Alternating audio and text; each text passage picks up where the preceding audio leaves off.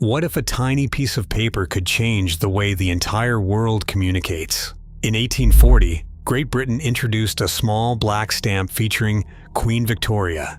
It cost just 1 penny, but its impact was priceless. Known as the penny black, it became the world's first adhesive postage stamp, and it revolutionized mail delivery forever. Today, it is one of the most famous and collectible stamps in history. On May 6, 1840, something unprecedented happened in Great Britain. For the first time, anyone could walk into a post office and buy a small adhesive stamp, proof that the postage had been paid in advance. This simple act changed the rules of communication. The penny black was not just a new way to pay for mail. It was a tool that made sending letters possible for people from all walks of life. Instead of complicated fees based on distance or the number of pages, a single penny now covered the delivery of a letter weighing up to half an ounce anywhere in the United Kingdom. The stamp's release meant that, for one flat rate, a message could travel from London to Liverpool, or from a village in Cornwall to a factory in Manchester. The penny black became the world's first adhesive stamp for public use, setting a pattern that would be copied by countries across the globe. Its introduction signaled a leap forward for affordable, organized, and reliable communication. The penny black's visual authority begins with its portrait. At the center stands a youthful Queen Victoria, her profile adapted from William Wyand's celebrated medal commemorating her first visit to the City of London. This was no random likeness. Wyand's neoclassical design, already familiar from coins and public monuments, projected stability and legitimacy. On the stamp, the Queen's features are rendered with careful detail. The delicate hair, the regal diadem, giving the tiny rectangle a sense of dignity that matched its national purpose. This choice set the tone for British stamps for generations, as later issues would echo the same calm, assured profile. Yet the penny black's design held more than beauty. In each corner, a pair of tiny letters, different on every stamp, served as a security device and a practical tool for sorting. These corner check letters identified the stamp's position on the printing plate, helping postal workers and, decades later, giving collectors a way to trace a stamp's exact origin. The combination of royal portrait and coded corners turned a simple label into an object of lasting fascination. For most people in early 19th century Britain, sending a letter came with a burden. The recipient, not the sender, was expected to pay the postage, and the cost could be steep, often several pence for a single sheet, depending on the distance traveled. For a laborer earning only a few shillings a week, regular correspondence was out of reach. Rowland Hill, a schoolmaster with a talent for analysis, saw the flaw in the system.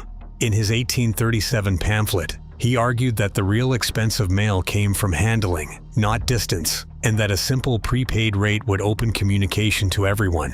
Hill's idea was straightforward: let the sender pay a single low fee and prove it with a small adhesive label. The penny black was born from this logic, a practical tool to standardize payment and make mail affordable, not a decorative flourish. Prepaid postage meant that letters could move quickly and efficiently, free from haggling over fees at the point of delivery. Alongside the stamp, the post office also introduced the Mulready stationery, ornate pre-stamped envelopes and letter sheets designed by William Mulready. Instead of gratitude, the public responded with ridicule, lampooning the elaborate designs in cartoons and satire. But the mockery of Mulready's envelopes only underscored how Hill's vision, simple, universal, and affordable postage, was what people truly wanted.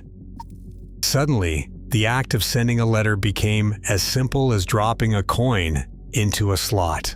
With the uniform penny post, 1 penny covered the cost to send a letter weighing up to half an ounce, no matter where it was going within the United Kingdom. Whether the message traveled from the heart of London to the Scottish Highlands, or from a rural village to a bustling port, the price was always the same: 1 penny prepaid and predictable. There was no need to calculate distance or haggle over complicated fees. The half-an-ounce limit fit the needs of most personal letters, making the service practical for everyday use. This single, flat rate replaced a maze of old rules and instantly opened the post to people who had never used it before. For the first time, farm workers, shopkeepers, and factory hands could afford to send news to family or conduct business by mail. The penny rate turned Rowland Hill's reform from a policy into a daily habit, weaving written communication into the fabric of ordinary life across Britain.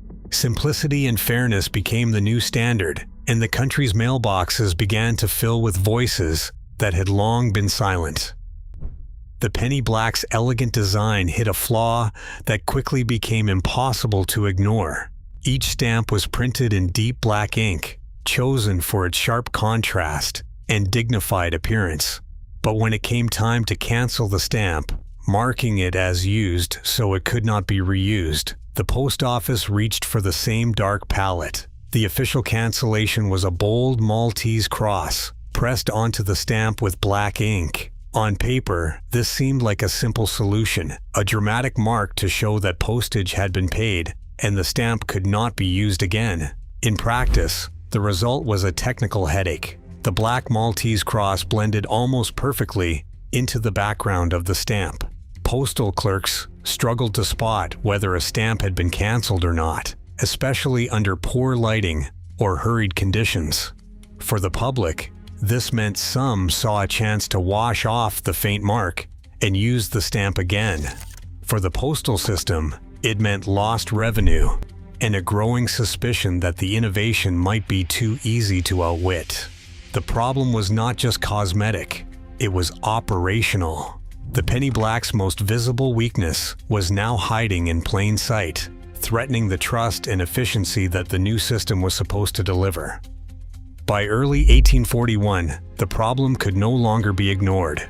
The black Maltese cross, meant to cancel each stamp, was simply too faint against the deep black background. Letters sometimes slipped through with barely a trace of cancellation, tempting some to wash and reuse the stamp. The solution arrived with the penny red. Introduced in February 1841, this new stamp kept the same design and value, but used a red-brown ink. Now, a black cancel stood out clearly, making tampering far more difficult. The change was swift and practical. It was a quick pivot rather than a retreat from the original idea. The prepaid one-penny system survived because it could adapt. The penny red's arrival showed that even bold innovations must be refined, and that the postal system was ready to learn from its own rapid success. Surviving penny blacks are the crown jewels of stamp collecting, but their appeal is rooted in more than just rarity.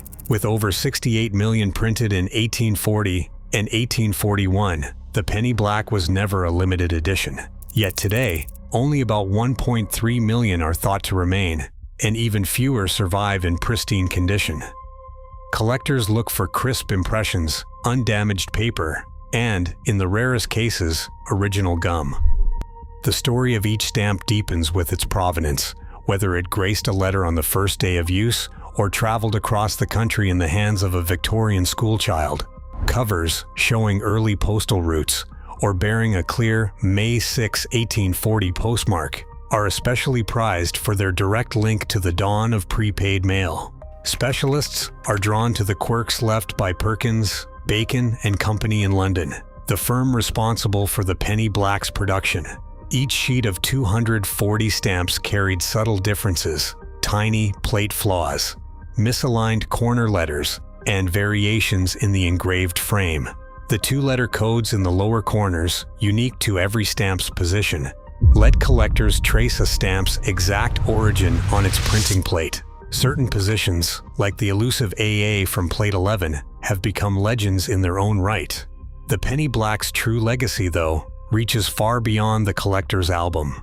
Its model, uniform prepaid postage, adhesive stamps, and standardized rates became the blueprint for postal systems from Brazil to the United States. For millions, it changed the meaning of a letter. In one surviving note from May 6, 1840, a London son writes to his mother in Bristol, "Write soon, for the post now comes swift and cheap." The penny black was never just an artifact. It was a promise that distance no longer stood in the way of human connection. Today, every envelope bearing a stamp owes its legacy to a single penny stamp from 1840, featuring Queen Victoria. The penny black's leap from prepaid reform to global influence still shapes how we connect. Innovation, this accessible, never fades. Subscribe for more untold stories that change the world.